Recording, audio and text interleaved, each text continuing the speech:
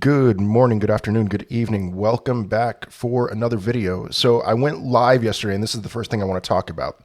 And I got a lot of questions. Hey, Alex, do you think that Bitcoin has bottomed out? Have we reached the bottom for Bitcoin? And I don't like answering questions like that because it's a simple black and white type thing. And it's like, all right, I'm either right or I'm wrong. But one thing that I will say, just looking at economic factors, looking at everything that I've seen with the Fed, is that I do think this. If Bitcoin has not bottomed out already, that it's going to in the next month. I've talked about CPI. I very strongly believe that 9.1 was the peak. We're seeing commodities plummet. It maybe plummet's too strong of a word. They're coming down pretty hard though. And we're seeing all these things that would normally play a factor into CPI start coming down, knowing that CPI is a lagging indicator and knowing that what we saw in June it felt like at least the peak of this intensity when it comes to inflation, and July is looking better from a dollars and cents standpoint at least. But anyway, I want to talk about Bitcoin, and the reason why I even bring that up in saying that I believe that if we have not seen the bottom, we will have seen it soon within the next month is simply this. I'm wondering about the structures right now. I've talked a lot about the 20-day EMA because there's been really nothing else to talk about when it comes to moving averages. We haven't even risen up to the 50-day EMA since April 24th. It's almost been 3 months of just getting rejected at the 20-day EMA. And so right now, currently, we are holding above the 20-day EMA. Now, we have had stretches throughout the last few months, mostly here, this stretch right here in late May, early June, and then this stretch right here just about a week ago where we have been above the 20-day EMA, but we couldn't hold it as support and we went right back down. And is this time different? I know, man, that question, I need to stop asking that question. I think it's an overused question. Is this time different though? We've got to ask ourselves that. Can we hold above the 20-day EMA? I do have some hope right now, especially because one of the Fed chairs came out yesterday saying that he favors a 75 basis point increase in the rates and not a 100 basis point increase. And so the market has responded very positively to that. And if the Fed keeps it at 75 basis points, I think the likelihood that they're going to pivot, which would be that they're not going to start going down, decreasing the rates, but they're just going to kind of lay things flat for a little bit, that the odds would be higher. And if that happens, the DXY is going to dump and market conditions are going to be favorable, because after that, the Fed will start lowering rates and will start easing again.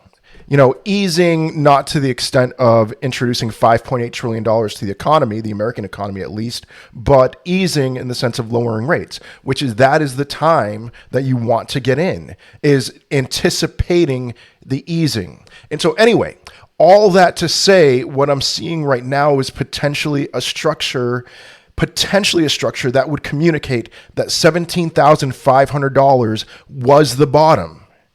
We have to wait and see. I would think a close today at 8 p.m. Eastern time with Bitcoin above the 20-day EMA would be getting a notification here, excuse me, would be a good sign. Because what do we have on the weekends? We have CME futures. CME futures close at 6 p.m. Eastern time, opens on Sunday at 6 p.m. Eastern time. The closing price at the 6 p.m. CME futures close is like a magnet and will just be hanging around there. If we have a daily close, or at least a CME futures close above the 20-day EMA, that means that Saturday and Sunday, we will on average spend most of our time above the 21-day EMA. So maybe we can carry that into the next week. I would love to see several days, or if it was a couple of weeks above the 20-day EMA, that would be a fantastic sign that we have actually bottomed out. But we'll see. The thing that I would expect for today is that, yes, we are going to close above the 20-day EMA, but Sunday night, leading into Monday, that is the big test. That's going to be the big test. That's when I'm really going to be holding on, hoping that things hold tightly. Bollinger Bands, I don't talk about Bollinger Bands very much, but you can see big gap, not much expecting. You don't expect much to happen, but when Bollinger Bands tighten, that is the time that you can expect some kind of violent move in some direction. And the last two times Bollinger Bands tightened, we saw a violent move down. What's the thing that preceded that was Bitcoin being under its 20-day EMA.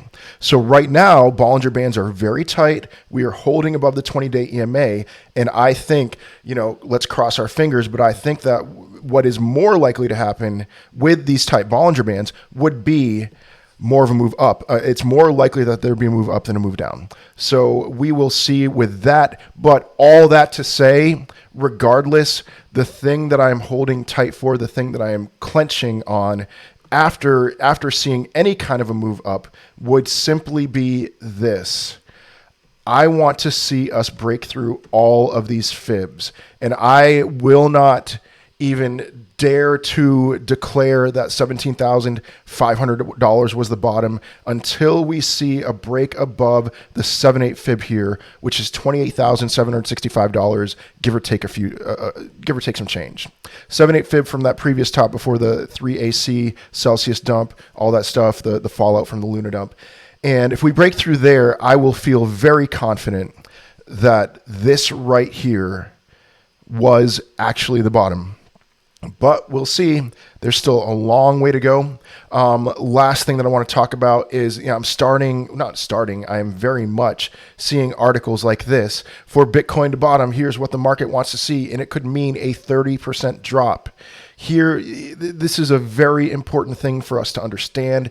Always, and I think I've talked about this before, I'm going to talk about it again, but you see an article like this on a website like CNBC, always take it with a massive grain of salt. I think that we need to, if you don't already, you need to learn how to read articles like this. Why would CNBC say that Bitcoin needs to drop to $13,000? Why would they have an incentive to do that? Well, it's so that retail doesn't buy now if Bitcoin is pretty much at its bottom and that we're not going to $13,000. And so that the deep pockets, the SBFs of the world, other people like that they would be able to spend more time in this zone accumulating cheap Bitcoin, and we get left in the dust. You're going to see around the time that Bitcoin peaks, whenever that happens next time, articles calling for Bitcoin to go much higher than what it will go for. That's why Guggenheim called for $400,000 Bitcoin at one point. Why is that? It's because they bought Bitcoin below $20,000 and they wanted to see Bitcoin go much higher so that their investment could see a great return.